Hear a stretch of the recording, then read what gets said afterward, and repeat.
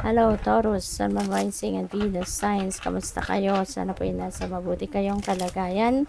Welcome back po sa Star Tarot. Kung bago kayo rito, welcome din kayo. Thank you for your support.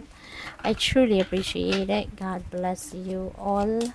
Taurus, we have 4 of Swords. Ayan. So, siguro ang iba sa inyo pagod, exhausted na sa inyong sitwasyon or sa trabaho or pwedeng emotional, 'di ba?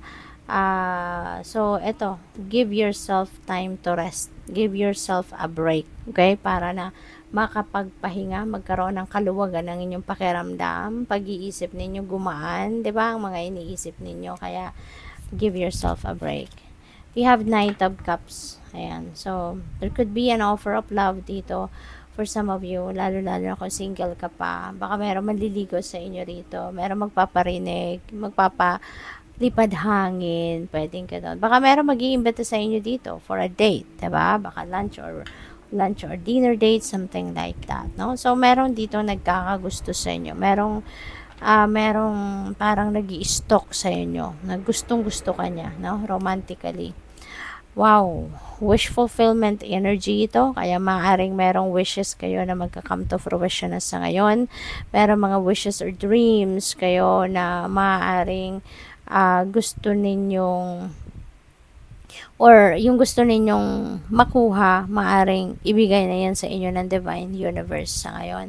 This is also new beginning energy, no? So, napakaganda kasi maaring magsisimula na kayo ng bagong chapter sa buhay ninyo, maaring magsisimula na kayo ng bagong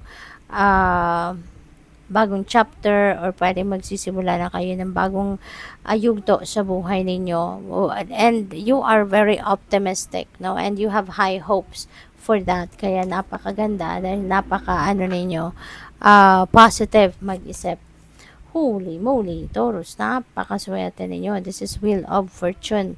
So, merong swerte na paparating, no? Mababalot kayo ngayon ng swerte. Good luck and good fortune is on your side. Kaya napakaganda. Magbabago na ang inyong sitwasyon for the better. May mga positibong pagbabagong mag-unfold sa buhay ninyo sa ngayon.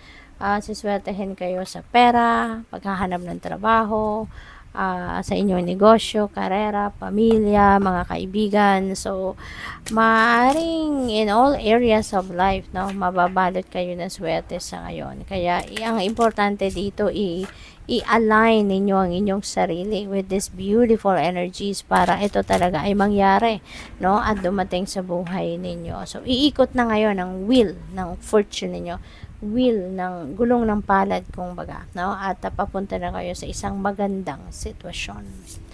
We have letting go, release mo na, ano man ang nagpapa-stress sa'yo, ano man nagpapasakit ng ulo ninyo, nagpapahirap, nagpapabigat ng inyong dibdib, let them go. You don't need it, no, you don't need it. It's not going to help you in any way. Kaya i-release mo na yan, i-let go mo na yan, okay? What else? We have transformation. Ayan. So, maraming pagbabago. This is positive changes.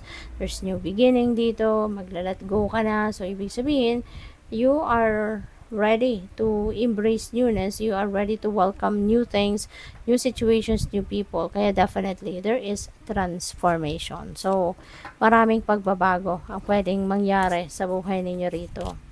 Family, no? Pwedeng sa pamilya. Baka mayroong mga bagong miyembro ng pamilya ang dadating, no? So that's going to change the family dynamics.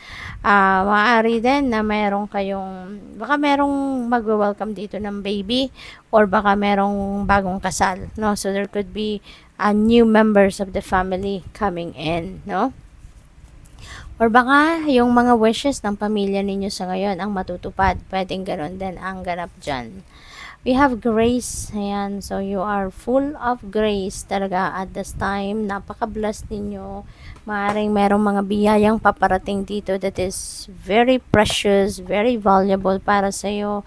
Maaaring meron ditong mga blessings na dadating na maaaring matagal na ninyong hinihingi, matagal na ninyong pinagdadasal, or this could be a surprise.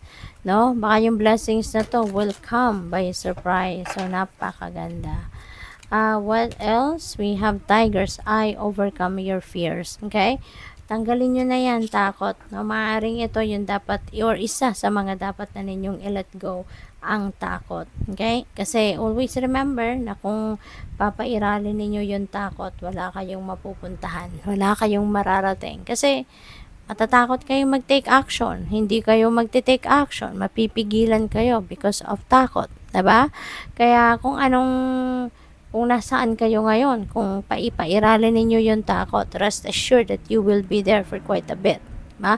Hanggang sa baguhin ninyo ang inyong nararamdaman, ang inyong perspective. No? Kaya ito, advice sa inyo, overcome your fears para na makausad na kayo sa buhay, para makapag-move on and move forward na kayo sa buhay.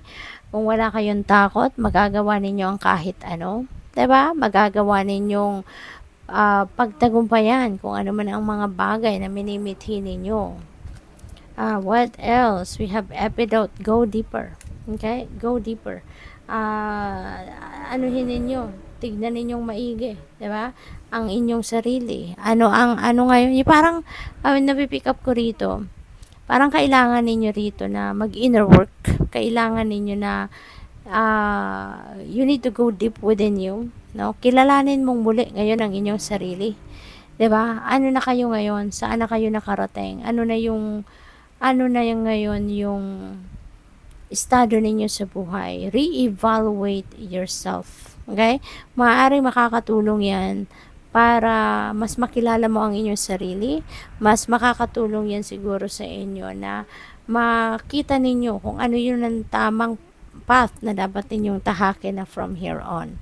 No? Kasi kung makikilala ninyong mabuti ang inyong sarili, malalaman mo kung ano yung gusto mo sa buhay, ano yung gusto mong maging, 'di ba? Pagdating ng panahon, ano yung gusto mong mga bagay na mai-experience sa buhay ninyo, anong pangarap ninyo, 'di ba? And that is going to change everything, 'di ba? Yung perspective ninyo mababago, way of life ninyo mababago, 'di ba?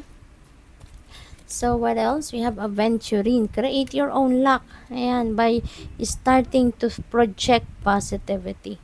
Think positive, diba? Think positive, feel positive, project positivity lang, no? Para nang sa gayon, swertehin kayo or lumapit ang swerte sa inyo. Or you can create your own swerte by projecting positivity at all times. Get out of your own way, okay?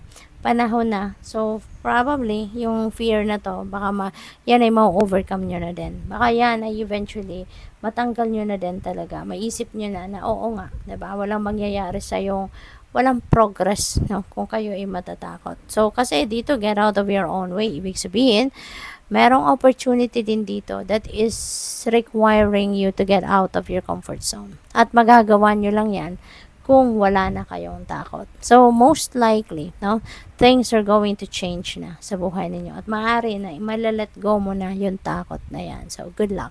Thank you for watching. Love and light. Namaste.